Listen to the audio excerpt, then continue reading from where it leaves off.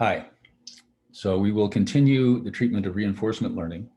And in this unit, which will be fairly short, I'm going to talk about the reinforce algorithm. And the reinforce algorithm you'll encounter in a lot of papers on deep learning in the case where you have non-differentiable discrete actions.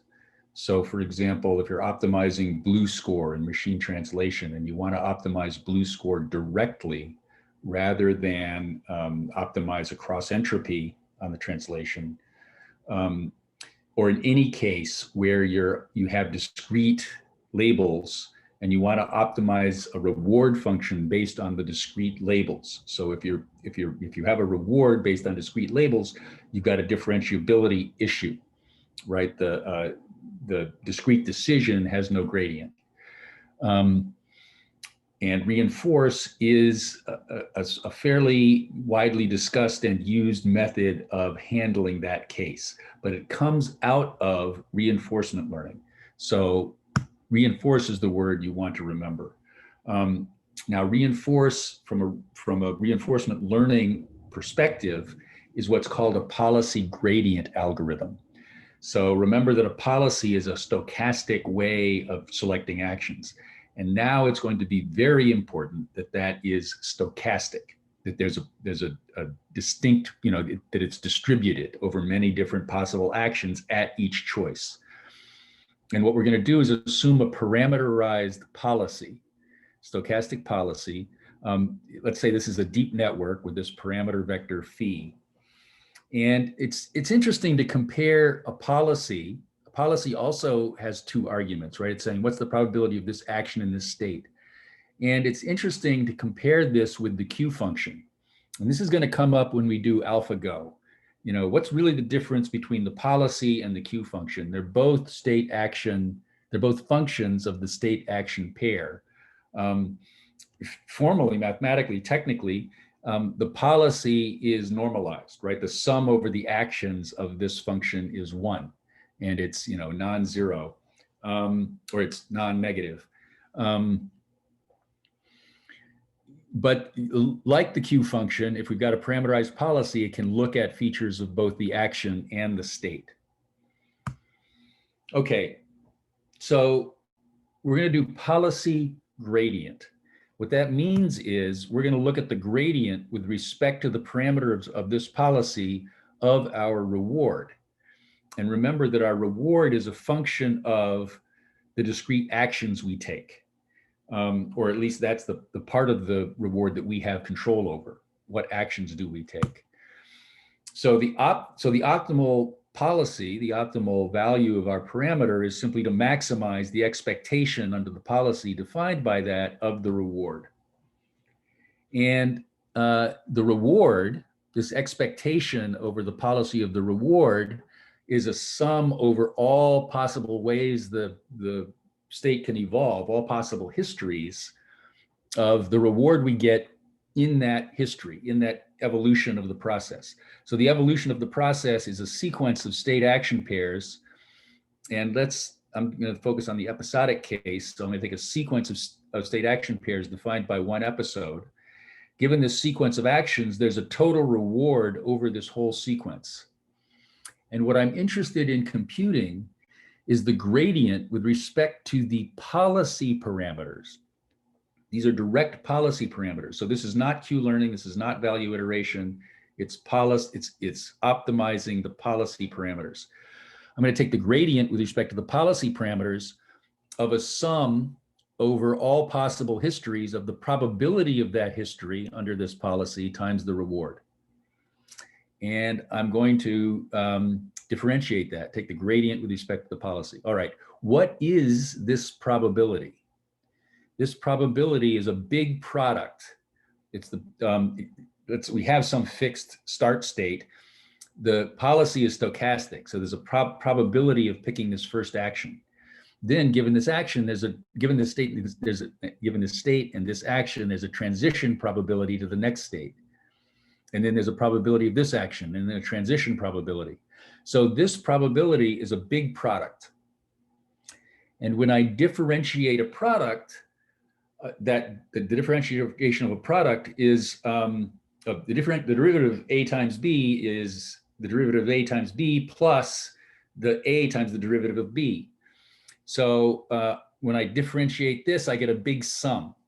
And each term in the sum is the product with one use of the policy replaced by the gradient of that policy, right? So when I differentiate this big sum, when I differentiate this big product, I get a big sum of products where I've replaced, in each term of this sum, I've replaced one of the policy probabilities by the gradient with respect to that policy probability. Now I can take this big sum and I can take out a factor of the gradient of the action divided by the actual probability of the action. And if I take out this factor for each one of these, what I get is the probability itself. The thing I'm going to take out of the sum is the probability itself. And what that leaves inside the sum is this ratio, right? So the probability of all the actions times the sum of this ratio is this gradient, right? So I'm taking this sum and I'm taking out a factor of the total probability. And the sum then becomes just this ratio, the sum over this ratio. So the gradient with respect to the parameters of this probability of this history times this reward is equal to the probability of the history times the sum over time of this ratio times the reward. And this, and if I take the expectation is just the sum over all histories of the probability of that history times this. So if I take the expectation of the gradient with respect to the reward, this is just the expectation over running the policy of this term, right? So a sum over probabilities is an expectation. And I'm taking the sum of this term, and this term can be rewritten as the gradient of the log of the probability. The gradient of the log of the probability term becomes 1 over the probability times the gradient of the probability.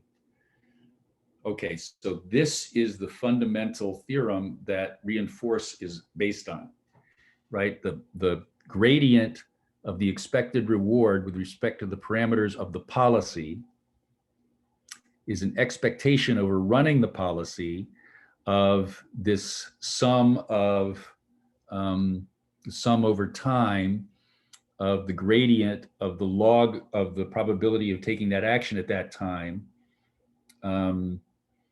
times the reward. Now,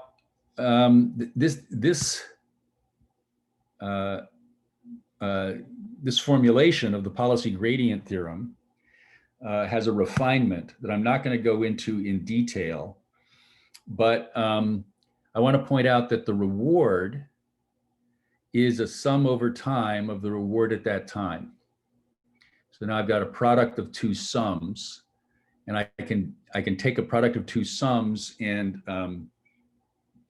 distribute that out to be a sum of terms, one of the terms from here times one of the terms from there over all pairs of terms.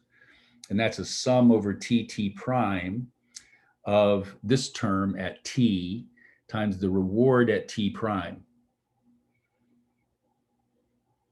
And I'm not going to go through the derivation, but there's an intuition here that if t prime is before t, then what I do at a time after t prime can't affect the reward at t prime.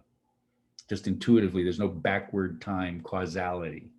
So it turns out that this is going to be 0 if t prime is before t. So there's a refinement of this. I'm just going to skip ahead.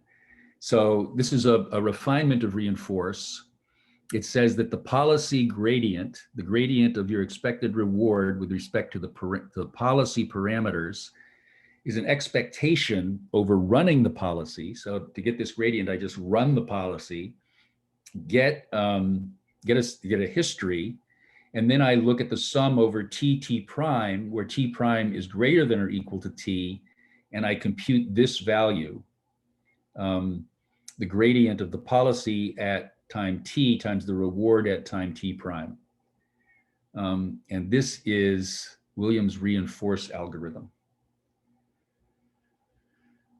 I probably could have done a better job at explaining those technical points, but this is the bottom line. And as I said at the beginning, a real significance of the reinforce algorithm in deep learning is that it's often used to handle the case of discrete choices, where you want to optimize some score that's a function of the discrete choices. And, and to get that gradient to be meaningful, your policy has to be looking at various choices for those, at various possibilities for those discrete choices. So it has to be stochastic to make that gradient meaningful. You have to be sampling. When you sample runs, you have to be getting different action sequences so that you get a meaningful gradient. Okay, we'll continue with refinements now of the basic reinforcement learning algorithms.